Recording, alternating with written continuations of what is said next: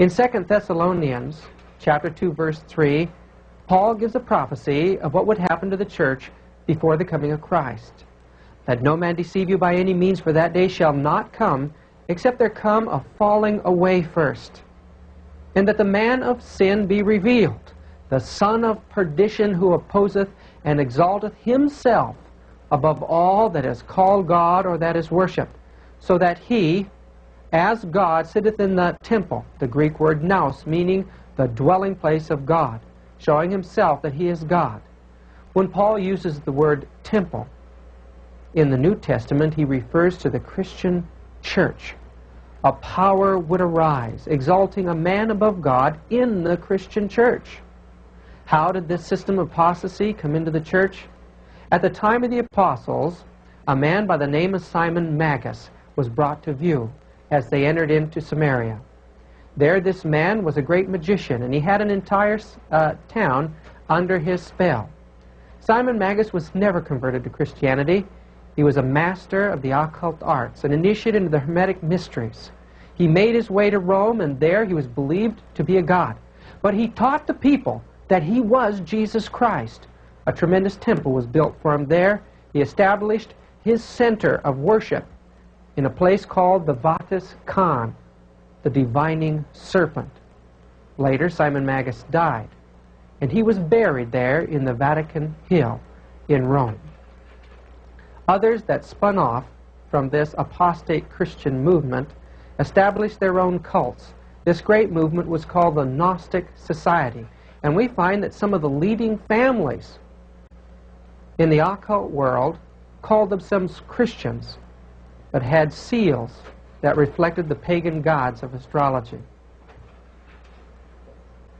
In 1945, in Upper Egypt, in a little town called Nag Hammadi, a number of books were discovered in a cave.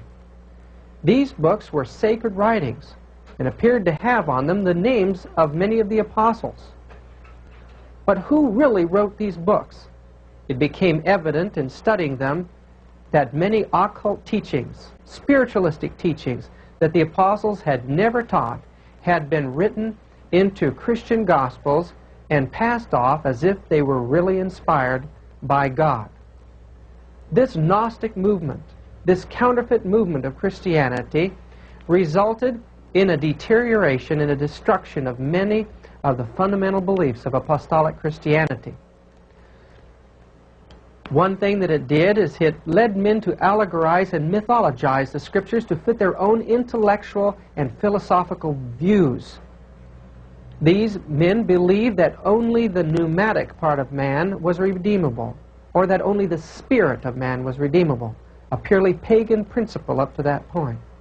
They de-emphasized the concepts of eschatology, or the prophecies leading to the coming of Christ, in favor of the existential movement, the experience. It was these men who brought into the church the pagan concepts of oracular voices or ecstatic utterances, tongues. They minimized the concept of disobedience, claiming that men could never obey, and that the law of the Old Testament was an evil law and had to be destroyed. Thus they introduced antinomianism into the Christian world. They didn't believe that the miracles of God were anything special. They taught that any man could do miracles. They de-emphasized the concepts of evil angels, fallen angels. Theology became a system of philosophy, and important words of the Bible were just spiritualized away. The cardinal doctrine of the movement was the non-flesh of Jesus Christ. These people claimed that Jesus was only pure light because only pure light was God, and anything physical was in itself evil. Therefore, man being evil could never obey the law, and his work was just to come to know the light, and he would be redeemed and saved. The Gnostic error that Jesus had a different kind of body than we are was a doctrine that has changed the face of the entire Christian world. John called it the teaching or the spirit of the Antichrist. In 1 John chapter 4, verse 2 and 3 we read, "Hereby know ye the Spirit of God, every spirit that confesseth that Jesus Christ is come in the flesh is of God. And every spirit that confesseth not that Jesus Christ is come in the flesh is not of God. And this is that spirit of antichrist, whereof ye have heard that it should come, and even now already is in the world. How did this strange teaching come into our Christian church? Well, the answer is simple. Many of the early church fathers felt that the highest form of worship was to unite the tenets of paganism and Christianity together. Such was the work of men like Jerome and Augustine. It was Augustine who had been a Manichaean Gnostic for 10 years of his life, and he believed that human flesh could not obey the law of God. Thus, he merged his Gnostic concepts with the teachings of Christianity by developing the teaching of original sin. In this view, the idea was that Adam passed on the guilt and taint of sin to his offspring, and that because of that, every child born is born a sinner and cannot obey God's law, even with divine help. This resulted in concepts such as the Immaculate Conception of Mary, and in the Protestant religion, the idea that Jesus must have, through a miracle of birth, escaped the original taint of sin so that he could obey. But what flesh did Jesus actually take? We learn that in Hebrews chapter 2, verse 14. For as much then as the children are partakers of the flesh and blood, he also himself likewise took part of the same.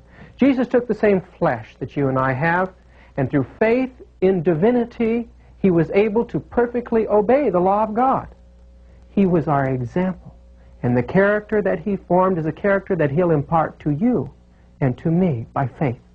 We have to obey God's law to be ready for his coming. In the book of Revelation, we read that at the end of time, there will be one small group ready for his coming. Revelation chapter 14, verse 12. Here are the patience of the saints. Here are they that obey the commandments of God and the faith of our Lord Jesus Christ. We cannot expect to meet salvation with erroneous views of the Antichrist. We've got to study the Bible for ourselves. Look to Jesus as the author and the finisher of our faith. Obey his commandments through faith in him and be ready for his coming. In 312, the Roman general Constantine claimed to be converted to this new paganized form of Christianity. He claimed that while en route to battle, he had seen a cross in the heavens. In following this cross, he won the battle and claimed the victory for Jesus Christ. When Constantine came to power, although he was a worshiper of the god Apollo, he claimed that he was a Christian.